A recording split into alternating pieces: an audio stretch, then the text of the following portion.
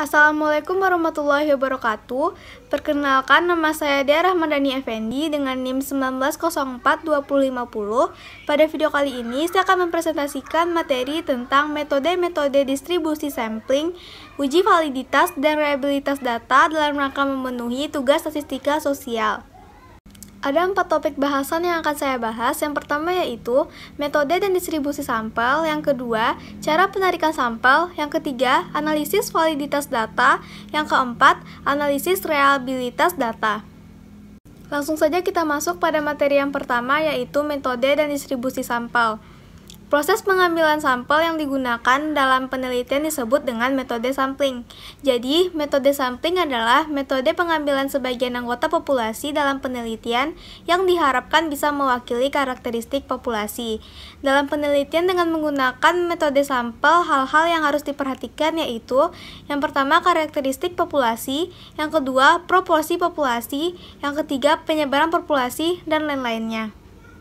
Metode penarikan sampel terdiri atas dua. Yang pertama yaitu probability sampling.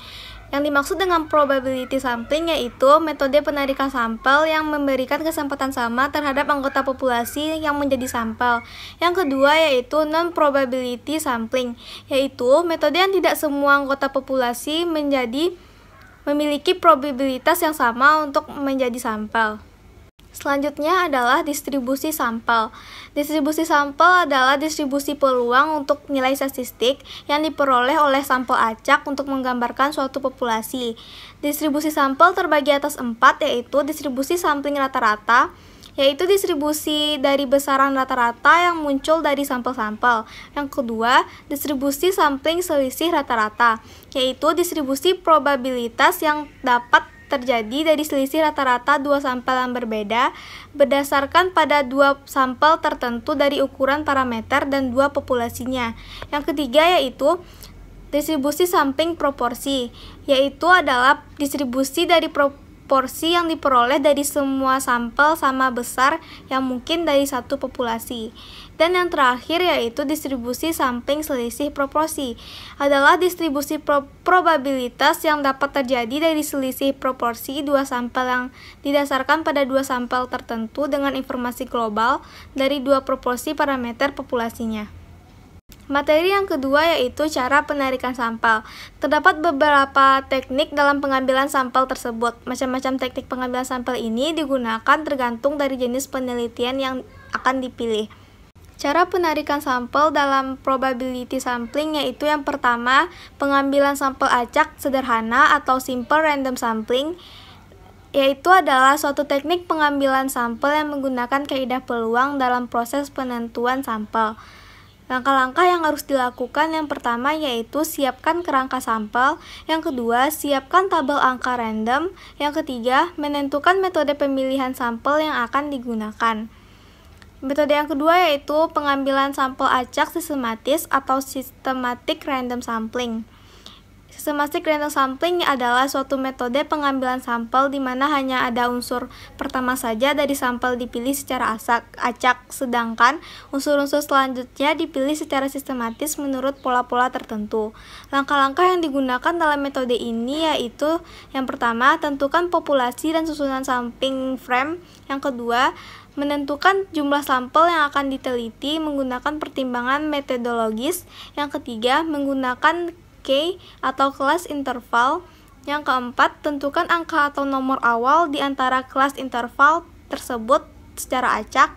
Yang kelima, memulai mengambil sampel dari angka atau nomor awal yang dipilih dan nomor interval berikutnya sehingga memenuhi jumlah sampel tersebut.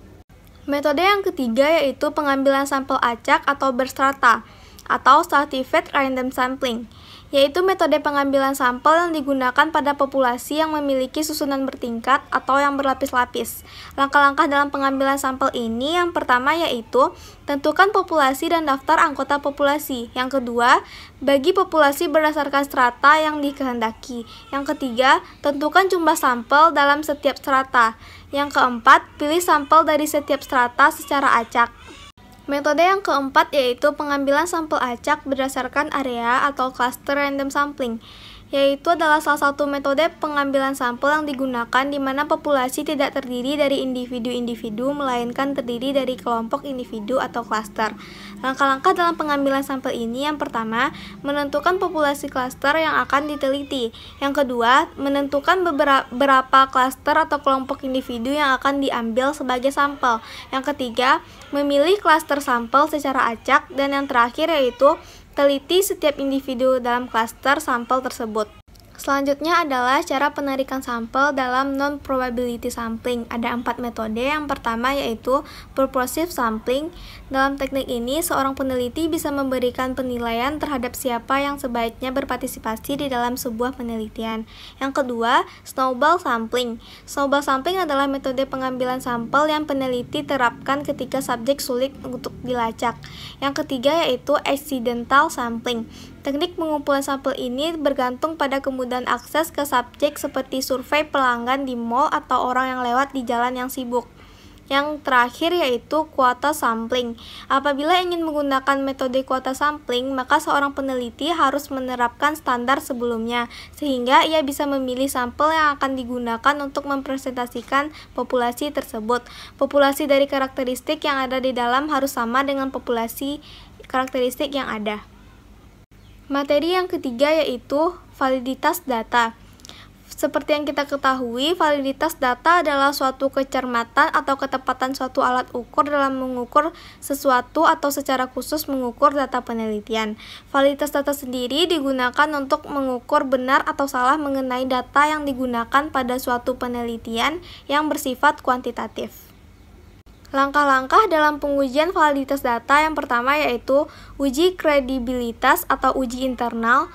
Yang dimaksud adalah seorang peneliti dipercaya yang telah mengumpulkan data yang real di lapangan serta menginterpretasikan data tersebut dengan akurat. Yang kedua, transferabilitas atau validitas eksternal. Berkaitan dengan sejauh mana hasil analisis data penelitian dapat diaplikasikan pada setting penelitian yang lain atau out individualist and person.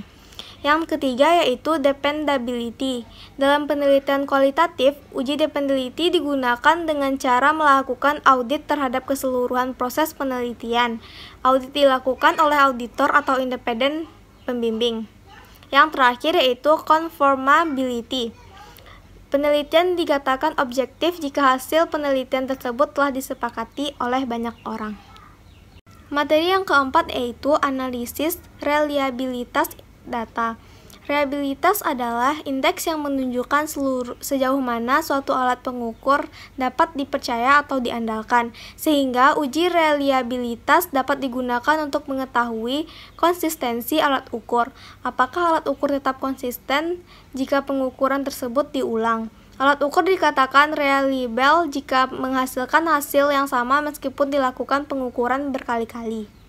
Analisis reliabilitas data terbagi atas dua, yaitu reliabilitas internal dan eksternal. Yang pertama yaitu reliabilitas internal terbagi atas 4 metode. Yang pertama yaitu metode Spearman-Brown yang dilakukan dengan melibatkan butir-butir pertanyaan yang terbukti valid yang sudah melalui uji validitas. Yang kedua, metode Flanagan yang menggunakan data berupa instrumen dengan skor 1 dan 0 dan jumlah butir pertanyaan genap. Yang ketiga yaitu metode Rulon. Data yang digunakan merupakan instrumen dengan skor 1 dan 0, jumlah butir pertanyaan genap. Yang keempat yaitu metode KR20 digunakan apabila peneliti mempunyai instrumen dengan butir pertanyaan yang valid atau ganjil. Selanjutnya, analisis reliabilitas eksternal. Yang pertama yaitu menggunakan teknik paralel. Umumnya peneliti menggunakan penyusunan 2 instrumen, yang keduanya diuji atau dicobakan pada sekelompok responden. Kemudian hasilnya dikorelasikan dengan korelasi project moment. Teknik ini sering juga disebut dengan teknik double test atau double trial. Yang kedua yaitu teknik pengulangan. Peneliti perlu menyusun satu instrumen yang diujikan pada sekelompok responden. Selanjutnya, pada waktu yang lain, instrumen tersebut diberikan kepada kelompok semula untuk dikerjakan lagi. Kemudian hasil dari 2 kali pengerjaan tersebut dikorelasikan. Dengan menggunakan teknik ini, peneliti menggunakan satu tes tetapi dilaksanakan 2 kali uji coba. Disebut juga dengan teknik single test atau double trial. Kategori uji reliabilitas data. Secara keseluruhan, uji reliabilitas harus memenuhi ukuran tertentu atau passing grade di mana nilai tersebut bisa dikatakan cukup reliable. Seperti yang dapat kita lihat pada gambar, parameter angka 0,8 sampai 1,0 dikategorikan sebagai reliabilitas sangat tinggi. Parameter 0,6 sampai 0,8 dikategorikan sebagai reliabilitas tinggi. 0,4 sampai 0,6 dikategorikan sebagai reliabilitas sedang, dan yang terakhir yaitu 0,2 sampai 0,4 dikategorikan sebagai reliabilitas rendah. Sekian penyampaian materi dari saya. Apabila ada kesalahan kata, mohon dimaafkan. Wassalamualaikum warahmatullahi wabarakatuh.